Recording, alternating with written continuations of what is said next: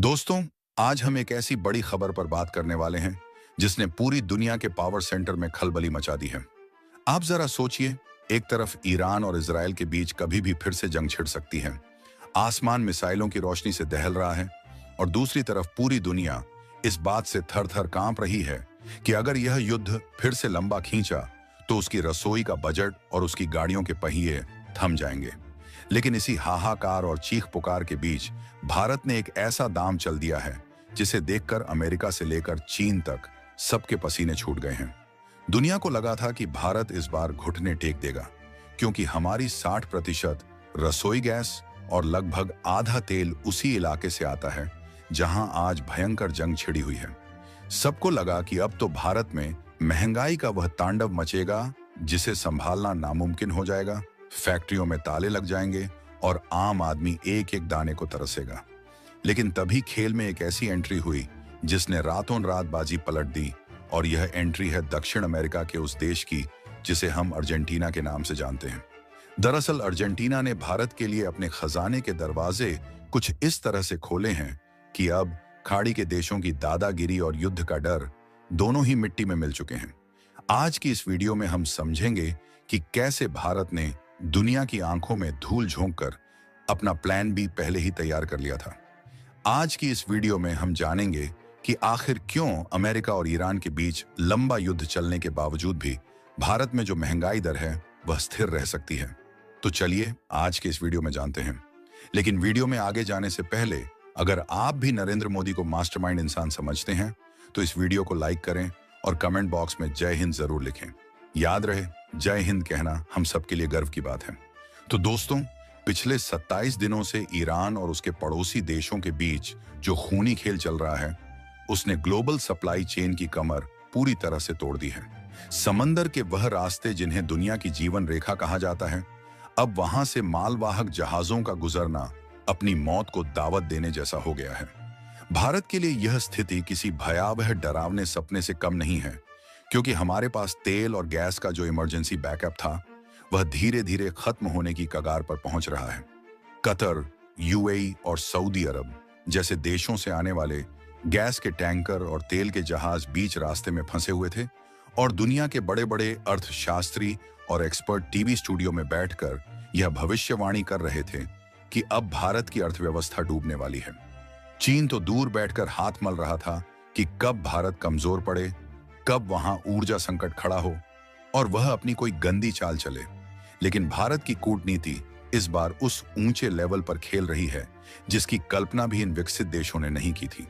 हमें बहुत अच्छे से पता है कि अगर हम अपनी सारी जरूरतें सिर्फ एक ही इलाके पर निर्भर रखेंगे तो संकट के समय हमारे पास कोई रास्ता नहीं बचेगा। इसीलिए प्रधानमंत्री मोदी और उनकी पूरी कूटनीतिक टीम ने बहुत पहले ही चुपचाप अपनी नजरें 7 समुंदर पार उस देश की तरफ घुमा ली थी जो भले ही भौगोलिक रूप से हमसे हजारों किलोमीटर दूर है, लेकिन जिसके पास गैस का ऐसा महासागर छुपा है जो आने वाले कई दशकों तक भारत की हर छोटी बड़ी ऊर्जा जरूरतों को पूरा करने की ताकत रखता है। यह भारत का वह नहले पर दहला था जिसने वॉशिंगटन में बैठे लोगों को यह सोचने पर मजबूर कर दिया कि आखिर भारत ने इतनी बड़ी और ऐतिहासिक डील पूरी दुनिया की नजरों से बचाकर कैसे और कब फाइनल कर ली। जब पूरी दुनिया टीवी और सोशल मीडिया पर जंग की लाइव फुटेज देखने में मशगूल थी, तभी दिल्ली के सत्ता के गलियारों में एक ऐसा धमाका हुआ जिसने वॉशिंगटन से लेकर बीजिंग और तेहरान तक भूचाल ला दिया। अर्जेंटीना के राजदूत मरियानो ऑगस्टिन कोस्नियो, उन्होंने एक ऐसा आधिकारिक बयान जारी किया है जिसने ग्लोबल एनर्जी मार्केट के सारे पुराने समीकरणों को एक झटके में बदल कर रख दिया है। उन्होंने बहुत ही स्पष्ट शब्दों में साफ कहा कि भारत को एक बूंद तेल या फिर 1 क्यूबिक मीटर गैस के लिए भी अब किसी दूसरे देश के सामने गिड़गिड़ाने या फिर शर्तें मानने की जरूरत नहीं है, क्योंकि अर्जेंटीना अपने सारे प्राकृतिक संसाधनों और गैस के विशाल भंडारों को भारत के लिए पूरी तरह से खोलने को तैयार हो गया है। अब कई लोगों के मन में यह सवाल जरूर कौंध रहा होगा कि अचानक अर्जेंटीना भारत पर इतना मेहरबान कैसे हो गया? क्या यह कोई रातों रात हुआ कोई चमत्कार है? तो दोस्तों, हकीकत में ऐसा बिल्कुल भी नहीं है। इसके पीछे 1-1.5 साल की वह ताबड़तोड़ मेहनत, बारीक प्लानिंग और दर्जनों गुप्त मीटिंग्स छिपी हुई हैं जो दुनिया की चकाचौंध और मीडिया के कैमरों की नजरों से दूर बंद कमरों और सरकारी दफ्तरों में पूरी गोपनीयता के साथ हो रही थी। भारत के पेट्रोलियम मंत्री हरदीप सिंह पुरी और अर्जेंटीना के नेशनल गैस कंपनी के सबसे बड़े अधिकारियों के बीच कई दौर की ऐसी गहन बातचीत हुई जिसमें भारत ने अपना भविष्य का विजन उनके सामने बहुत मजबूती से रखा है। अर्जेंटीना के नेतृत्व को यह बात पूरी तरह से समझ में आ गई कि भारत बहुत जल्द दुनिया की तीसरी सबसे बड़ी आर्थिक महाशक्ति बनने जा रहा है और उसे एक ऐसा भरोसेमंद पार्टनर चाहिए जो युद्ध या संकट के समय उसका साथ न छोड़े। अर्जेंटीना ने भारत को ग्लोबल साउथ का अपना सबसे बड़ा भाई और नेता मान लिया है। ये दोस्ती सिर्फ कागजों पर दस्तखत करने या फिर फोटो खिंचवाने वाली नहीं है, बल्कि यह एक ऐसी फौलादी राजनीतिक साझेदारी है जिसने चीन के उन तमाम गंदे मंसूबों को एक पल में मिट्टी में मिला दिया है जिसके जरिए वह पूरे दक्षिण अमेरिका के प्राकृतिक संसाधनों पर अपना एकाधिकार जमाना चाहता था। भारत ने अपनी अंतर्राष्ट्रीय साख, ईमानदारी और भरोसे के दम पर वह किला फतह कर लिया है जिसे बाकी ताकतवर देश अपनी धौंस, डराने धमकाने की नीति या पैसे के दम पर जीत लेना चाहते हैं। अब आप में से कई के मन में यह सवाल होगा कि आखिर अर्जेंटीना के पास ऐसा क्या जादुई खजाना है जिसने भारत की डूबती हुई नैया को पार लगा दिया है और हमारी किस्मत चमका दी है। तो दोस्तों, वहां एक बहुत ही मशहूर और विशाल इलाका है जिसका नाम है वाका मुएर्ता। इस इलाके को वैज्ञानिक और विशेषज्ञ दुनिया का दूसरा सबसे बड़ा शेल गैस रिजर्व कहते हैं। आप अपनी कल्पना के घोड़े को दौड़ाइए। वहां गैस का इतना अथाह और असीमित भंडार है कि अगर हम आधिकारिक आंकड़ों की बात करें तो वह 450 अरब क्यूबिक मीटर से भी कहीं ज्यादा पार हो जाती है। यानी अर्जेंटीना के पास सिर्फ वाका मुएता इलाके में 450 अरब क्यूबिक मीटर से भी ज्यादा तेल भंडार पड़ा हुआ है। यह वह बेशकीमती खजाना है जिस पर अमेरिका और चीन जैसे देशों की गिद्ध जैसी नजरें पिछले कई सालों से जमी हुई थीं।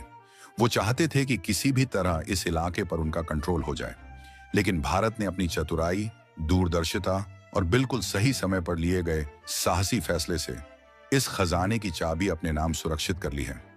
आप भारत की रणनीति की गहराई को देखिए। हम वहां सिर्फ एक सामान्य ग्राहक बनकर गैस खरीदना नहीं चाहते हैं, बल्कि हमारी ओएनजीसी और गेल ये कंपनियां, सरकारी और कई बड़ी प्राइवेट कंपनियां अब वहां सीधा अरबों डॉलर का निवेश करने जा रही हैं। इसका सीधा और सरल मतलब यह है कि अब हम गैस के लिए किसी और की दुकान पर लाइन लगाकर उनकी मनमानी नहीं सहेंगे, बल्कि अर्जेंटीना की धरती पर हमारा अपना इंफ्रास्ट्रक्चर होगा, हमारी अपनी मशीनें काम करेंगी और वहां की जमीन से निकलने वाली गैस का पहला हक भारत का होगा। ये बिल्कुल वैसा ही मास्टर स्ट्रोक है जैसे आप रोज रोज बाजार से महंगा दूध या फिर सामान खरीदने के बजाय खुद की ही डेयरी या फिर फैक्ट्री डाल लें। इससे न सिर्फ बिचौलिए और कमीशन खोर पूरी तरह से खत्म हो जाएंगे, बल्कि सबसे बड़ी सुरक्षा यह मिलेगी कि युद्ध चाहे ईरान में हो या फिर इजराइल में या फिर अमेरिका में या फिर अटलांटिक महासागर में हो, भारत को कोई भी फर्क नहीं पड़ेगा। भारत की जो ऊर्जा जरूरत है वह भारत को मिलती रहेगी।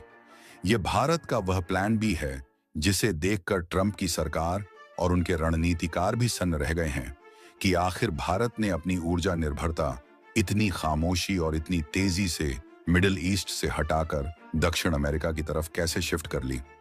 इस खबर ने अगर सबसे ज्यादा किसी की छाती पर सांप लौटाया है या किसी को सबसे ज्यादा मिर्च लगाई है तो वह है यकीनन चीन पिछले एक दशक से अपनी चेकबुक डिप्लोमेसी के जरिए कोशिश कर रहा था कि वह अर्जेंटीना को अपने भारी भरकम कर्ज के जाल में फंसा ले और फिर श्रीलंका या फिर पाकिस्तान की तरह वहां की खदानों, बंदरगाहों और गैस के कुओं पर अपना अवैध कब्जा जमा ले। लेकिन भारत ने अपनी सॉफ्ट पावर और म्यूचुअल रिस्पेक्ट की नीति का इस्तेमाल करके चीन का बना बनाया खेल पूरी तरह से बिगाड़ दिया है।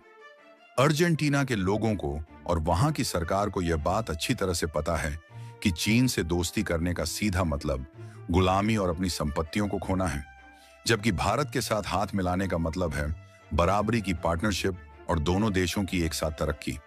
वहीं दूसरी तरफ सुपर पावर अमेरिका भी अंदर ही अंदर बहुत हैरान और परेशान है, क्योंकि उसे पूरा भरोसा था कि जब ईरान युद्ध की वजह से भारत के पास गैस और तेल की किल्लत होगी तो भारत लाचार होकर अमेरिका के सामने झोली फैलाएगा और तब अमेरिका अपनी पुरानी आदतों के मुताबिक भारत पर अपनी नीतियां थोपेगा और कड़े दबाव बनाएगा।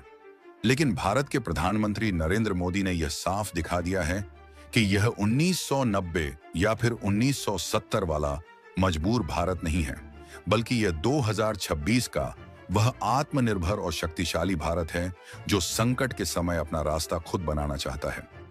प्रधानमंत्री मोदी ने संसद के पटल पर जो सीना ठोक कर बात कही थी कि एक अकेला सब पर भारी भारत अपनी ऊर्जा सुरक्षा के लिए किसी भी एक क्षेत्र या फिर एक देश के भरोसे अपनी किस्मत नहीं छोड़ेगा, वह बात आज धरातल पर सच साबित हो रही है। भारत अब दुनिया के 40 से भी ज्यादा देशों के साथ मिलकर एक ऐसा अभेद्य एनर्जी कॉरिडोर तैयार कर चुका है जिसे दुनिया की कोई भी बड़ी से बड़ी ताकत ब्लॉक नहीं कर सकती। यह हमारी असली आजादी का शंखनाद है, क्योंकि अब हमारी रसोई का चूल्हा किसी सुल्तान के मूड या फिर किसी तानाशाह की सनक पर निर्भर नहीं करेगा। दरअसल हमारी कंपनियां अब इस सेक्टर में वह निवेश कर रही हैं जो आने वाले समय में दुनिया के लिए एक केस स्टडी बनेगा। अर्जेंटीना ने हमें सिर्फ गैस का ही ऑफर नहीं दिया है, बल्कि उसने लिथियम, जो भविष्य की बैटरियों के लिए सबसे जरूरी है, और खेतीबाड़ी से जुड़े जरूरी सामानों के लिए भी भारत को अपना सबसे बड़ा और विश्वसनीय पार्टनर घोषित कर दिया है। इसका मतलब यह हुआ कि हमारी इलेक्ट्रिक कारों की बैटरी से लेकर हमारे देश के करोड़ों थालियों तक, अनाज तक, हर एक चीज की सुरक्षा की गारंटी अब पक्की हो चुकी है। यह उन पश्चिमी आलोचकों के मुंह पर एक बहुत बड़ा और करारा तमाचा है जो हर मंच पर यह चिल्ला रहे थे कि भारत की न्यूट्रल रहने की नीति उसे पूरी तरह से अकेला कर देगी। और आज हकीकत सबके सामने है। भारत की इसी दूरदर्शी सोच की वजह से एक तरफ रूस से हमें दुनिया का सबसे सस्ता तेल मिल रहा है और दूसरी तरफ अर्जेंटीना से गैस का वह महासागर मिलने वाला है जो हमारी ऊर्जा की हर प्यास बुझा देगा। यह भारत की वह रणनीतिक जीत है जिसने हमारे दुश्मनों के हौसलों को पूरी तरह से पस्त कर दिया है और पूरी दुनिया को यह साफ संदेश दिया है कि अब भारत को आगे बढ़ने से रोकने की ताकत किसी में भी नहीं है। तो दोस्तों, अर्जेंटीना द्वारा भारत को सौंपी गई इस गैस के खजाने की चाबी ने सच में हमारे देश की ऊर्जा सुरक्षा को एक नया और फौलादी कवच दे दिया है। संकट के समय में भारत की यह कूटनीतिक जीत हर हिंदुस्तानी को गौरवान्वित करने वाली है। वैसे आपको क्या लगता है, क्या ऐसे ही डिप्लोमेटिक रिश्ते और ऐसी ही डील्स भारत को और भी कई देशों के साथ करनी चाहिए, ताकि जब हॉर्मुज या फिर ये जो देश हैं, सऊदी अरब हो गया, कतर, कुवैत, यहां से हमारी जो ऊर्जा जरूरतें हैं वो आना बंद हो जाएं, तो हम दूसरी जगह से अपनी ऊर्जा जरूरतों के लिए डीजल, पेट्रोल, गैस, ये सब चीजें मंगवा सकें। आपको क्या लगता है, क्या भारत की यह रणनीति ठीक है? आपको क्या लगा? कमेंट बॉक्स में जरूर बताएं। वीडियो पसंद आई हो तो इस वीडियो को जरूर लाइक करें, अपने दोस्तों के साथ शेयर करें, और अगर आपने अभी तक अर्शब न्यूज नेटवर्क को सब्सक्राइब नहीं किया है तो इस चैनल को भी सब्सक्राइब कर लें। मिलते हैं अगले वीडियो में। जय हिंद,